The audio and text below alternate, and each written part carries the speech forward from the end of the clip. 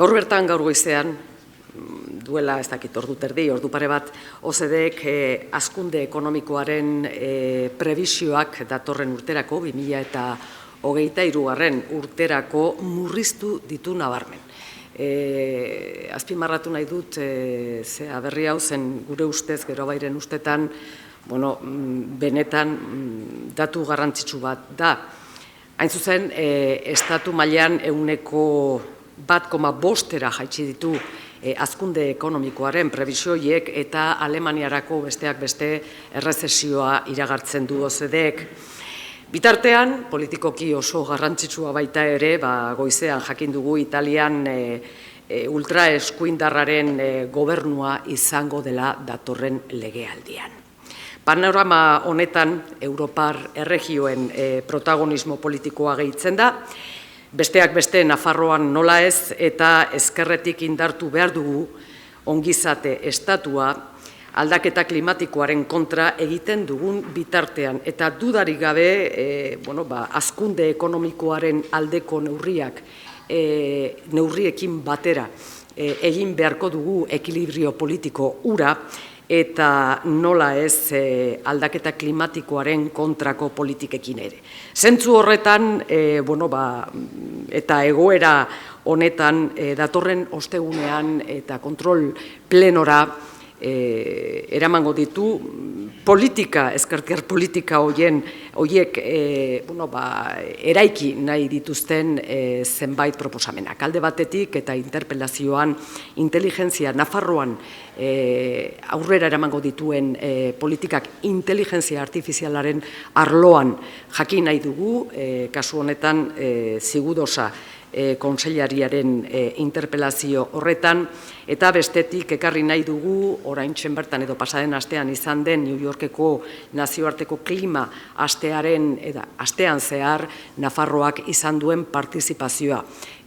Bertan hitz egin diren eta konpartitu diren politikak zehazteko, eta nola ez esan bezala Nafarroaren protagonismoa azpimarratzeko. Señalaba que en esta mañana de lunes que ha tenido algunas noticias importantes en lo que va a ser el devenir de Europa en los próximos meses y en los próximos años. En primer lugar, hace escasamente hora y media, un par de horas, la OCDE, y es noticia importante, ha rebajado de manera significativa sus previsiones de crecimiento económico para el próximo año 2023.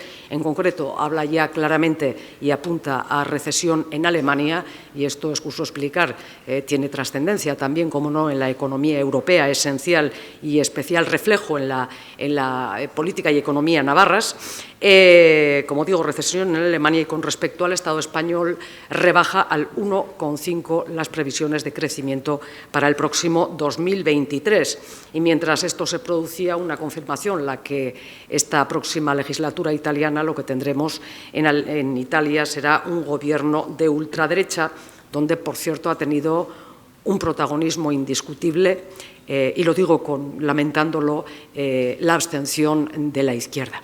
Estamos, por lo tanto, obligados, desde propuestas políticas progresistas, el seguir generando convicción y certeza de que las políticas democráticas, las políticas europeas y, sobre todo, las políticas que aunan crecimiento de desarrollo sostenible económico con políticas contra el cambio climático son capaces de generar bienestar y de profundizar y reforzar el estado de bienestar.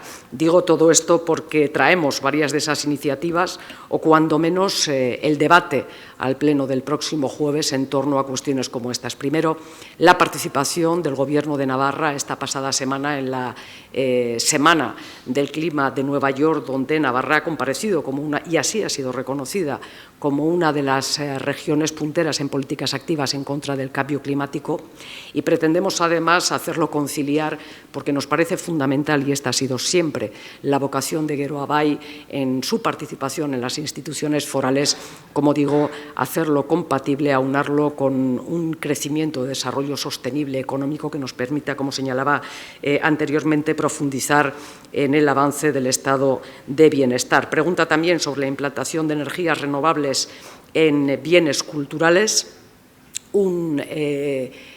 una reunión del Ministerio sectorial con las comunidades autónomas en las que se ponía en valor, y esperamos que llegue a Navarra, una propuesta que Geroa venía haciendo ya en diferentes aportaciones en este Parlamento con diferentes iniciativas. Queremos ver que efectivamente se cosifica.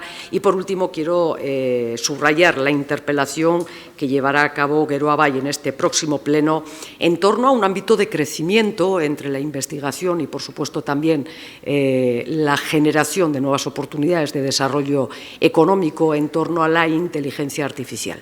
Políticas de desarrollo de la inteligencia artificial en Navarra, con iniciativas que venimos proponiendo desde hace tiempo, que entiendo que tienen cabida además también con el trabajo avanzado en el departamento del consejero Cigudosa, y que entendemos que son esenciales en el debate que se está produciendo, como señalaba en el inicio de mi exposición, en el conjunto de Europa, y que aúna estado de bienestar, lucha contra el cambio climático, generación de desarrollo económico sostenible con el mantenimiento y la profundización en la democracia.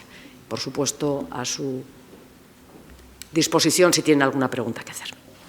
Quisiera preguntarle a su grupo de socio de gobierno, la presidenta dice que no hay intención en aumentar la presión fiscal en el impuesto de sociedades en este ejercicio. Quería preguntar su opinión sobre ese tema y sobre el impuesto a las grandes fortunas que se ajusta en el debate nacional sobre la mesa.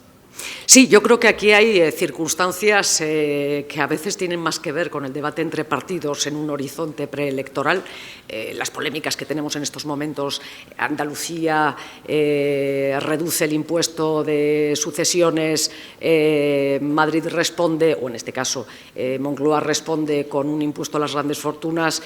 Seguimos también en torno a otras cuestiones importantes como la que señalaba, el impuesto de sociedades debe sumarse al esfuerzo que hace el resto de la sociedad. ¿Y cuánto puede perjudicar esto al desarrollo económico y a la industria de una región en concreto? Yo creo que urge clarísimamente un debate que tenga la mirada puesta en los momentos o en el momento económico que estamos viviendo. Acabo de señalar que esta mañana se ha producido una noticia, a nuestro entender, y en Geroa, y desde luego la leemos con enorme preocupación, sobre un recorte por parte de la OCDE de la previsión de crecimiento en el conjunto de Europa muy importante. Y esto va a afectar también, lógicamente, a las previsiones iniciales del techo de gasto que la pasada semana ha hecho el propio Gobierno de Navarra. Todos sabemos que la estimación de un techo de gasto es algo vivo y que, por lo tanto, va fluctuando, no ya incluso antes de la aprobación de los presupuestos, sino también una vez aprobados. Y todo esto debe tener como respuesta por parte de las instituciones públicas, y en este caso de los gobiernos y de las formaciones políticas que lo sustentamos, la estimación de cómo reforzar también, miren, no el ingreso, sino el esfuerzo del conjunto de la sociedad, también en forma de ingreso y, por lo tanto, de impuestos. ¿Qué quiero decir con esto? Que creo que no es el momento para las diferencias partidarias, sino para la reunión y el encuentro de todas las formaciones políticas que conformamos, en este caso el Parlamento de Navarra, y el conjunto de las instituciones en el Estado para hacer frente a esta situación.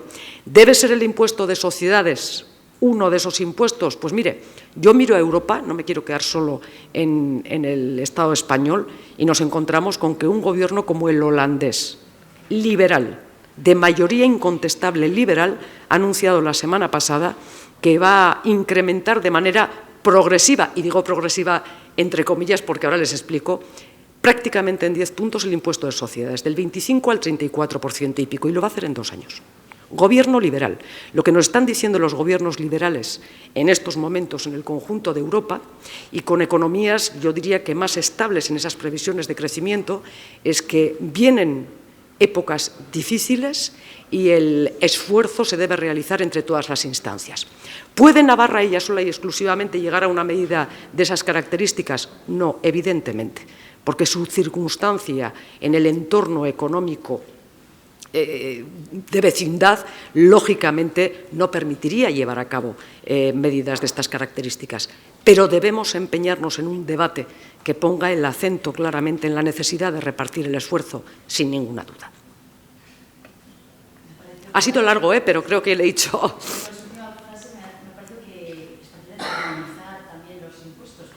No. No, vamos a ver. Lo que estoy diciendo claramente, mire, la armonización primero no es imposición. La armonización no es imposición, pero evidentemente cuando la situación se ve estancada por debates que no tienen nada que ver con dar respuesta a la situación actual, sino con juegos, digamos, electoflorales, yo creo que digo bien, con la política fiscal como fondo, creo que eso es inadmisible. No está en estos momentos en riesgo ni en peligro nuestra realidad de desarrollo socioeconómico y la necesidad de hacer esfuerzos también fiscales para superar esta situación. La clave no está de ninguna manera ni en el impuesto de sociedades ni en las grandes fortunas. La clave está en una política fiscal que sea lógicamente equilibrada y equitativa a las nuevas realidades. Y lo que estoy diciendo es que Navarra lo debe hacer, pero lo debemos hacer lógicamente con el consenso del Estado en estos momentos al que pertenece finalmente toda nuestra arquitectura institucional.